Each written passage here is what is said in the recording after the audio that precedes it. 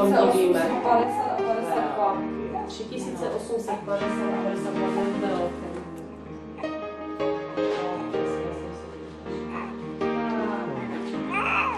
Můžete si natočit, jak kontrolujeme štítky.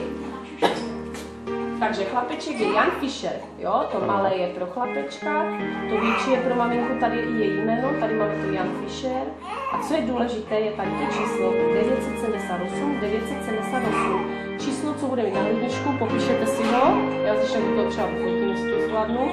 Takže toto dáváme sestřičce pro hošička, takže mám pro maminku, vystavím na ruku.